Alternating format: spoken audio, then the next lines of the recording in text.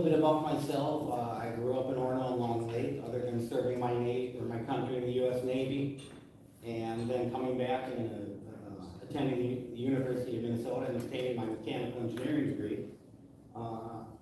I lived in Orono or Long Lake, and I went through Orono High School from the beginning of my career to end. I mean, I've seen this community go from what it was to what it is. I skied ski Tonka every Saturday when I was a kid. You know, there's so many things that are Seven Nations Park. I used to get babysat there or not babysat, I went to a summer camp there when I was a kid for the house that was there. I used to ride my bike up to George's store up on Stubbs Bay. I used to go to Ed's Trading Post every Christmas to get a silver dollar. I mean, I'm as much of this community or a product of this community as anybody here. And I've already spent time serving this community. I delivered Meals on Wheels for 18 years out in Mount, out on the island, and I served as a planning commissioner and city councilman as well. I think I'm uniquely positioned, and I'm not denigrating anybody out here because there's plenty of qualified candidates.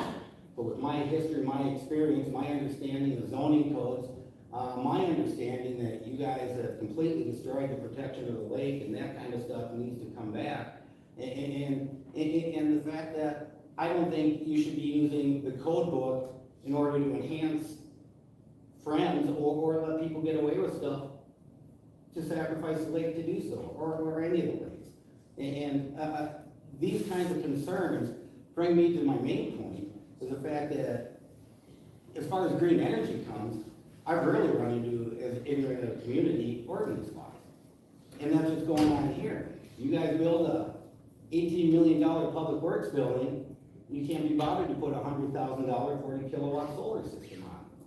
I just signed a contract for two 40 kilowatt solar systems, $102,000 each. You couldn't fit that into your budget, you couldn't look forward, you couldn't help the community. You might not understand that there is a climate crisis. There might not be the way it's being flared at you, but the way our communities have polluted and spread things around the globe is something we all have to deal with. And the perfect example is government regulation is great at times because when acid rain was falling everywhere, it took the government to step in and to stop these kinds of things. Well, you guys are a government here and you have a chance to help. And I really think we're having a problem overbuilding our parks, some of our natural areas that are just priceless to this community. And that's a viewpoint I had years ago when I was on the council. And I don't think you're very forward-looking when you say I'm building a 100-year building and not considering the energy. So that's what brings me here today. Councilmember Benson. I'm just thinking about the concept of citizen advisory committees. Have you ever, I know you've lived here your whole life, but have you ever in your long history or seen something like that as it relates to advising on natural areas or anything like that? Oh, absolutely. When Highway 12 was rebuilt, that's what it was. It was actually combination committees working with Long Lake instead of stamping on Long Lake and saying, how do we get this accomplished? And it's interesting, many people probably don't know this. There's only one lane each way because of Long Lake.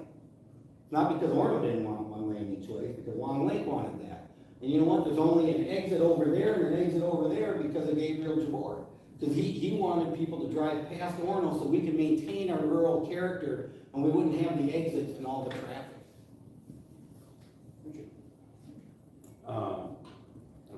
I appreciate the respectful manner that you have for me, so I want to thank you. If you were appointed, what would be some of the first steps that you took as a new city councilman? Well, it doesn't really matter what steps I take because we work as a council. And how I would act personally, the thing that I would deem important is I really think our lawyers need to be changed out. Our lawyers lie in court, they're rude, they leave people in jail. They can't be bothered with state statutes when they're prosecuting things. And right now, we have 5 active lawsuits against the city of Orono. 5 of them. One of them for $110,000 over this little park sign. Where's our lawyers saying, you know what? Why do we want to spend all this money over something so silly? We could take that money and put green energy on a public works building. or something else. So I really think we gotta start with the lawyers, then we have to look at the heads of the city.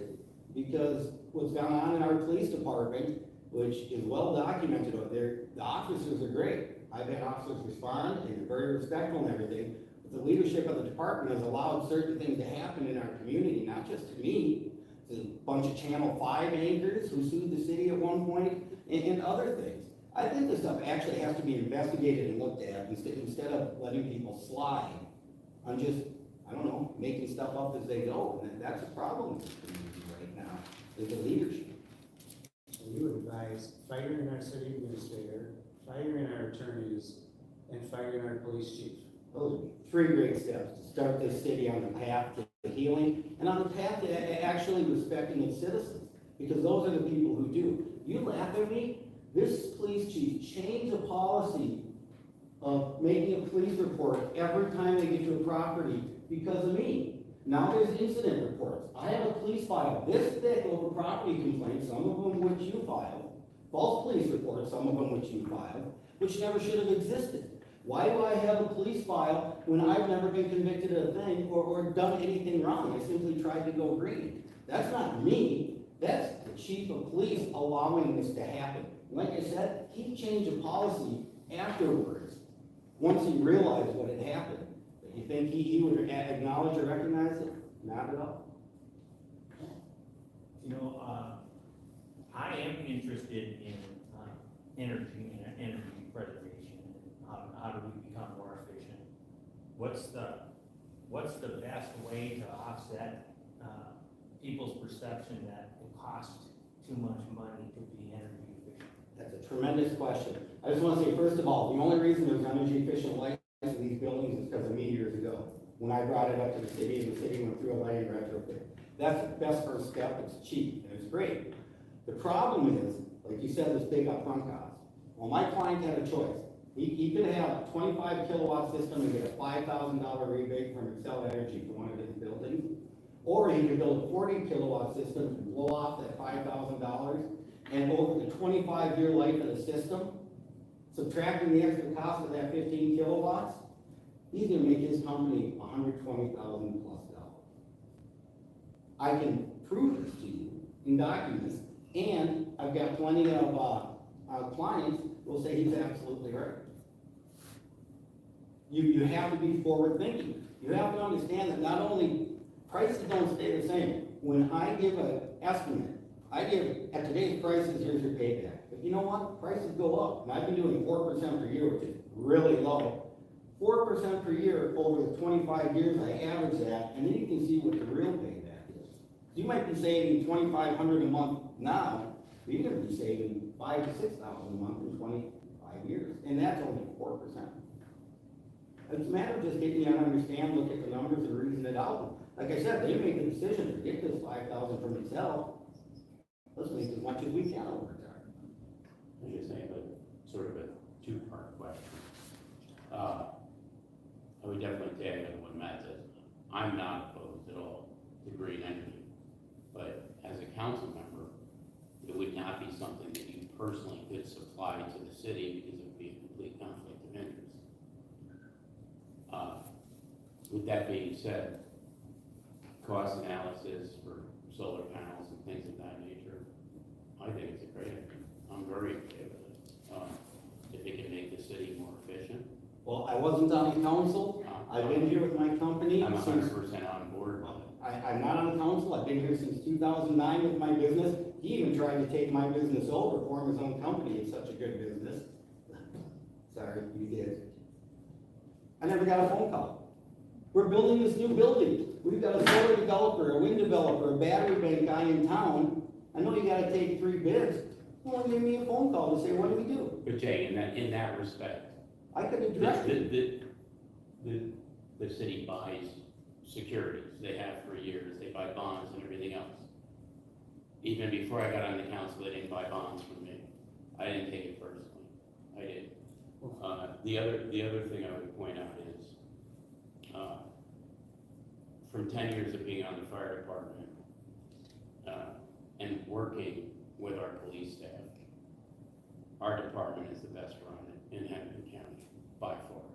I think I'm gonna defend Corey because I think he's a terrific police chief, and he and his staff have done a terrific job keeping our community safe, especially through difficult times. He's been outstanding. We have great staff. Yeah, Any last thoughts you wanna give us? Yeah, first of all, I don't really think it matters who the police chief is out here, it's a safe area in general. That's just the way it is, you know, some of these roads you don't even know exist unless you drive down them.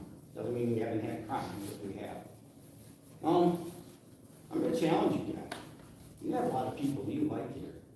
A lot of people you think, wow, they fit right in and everything else. But that's not what this council needs.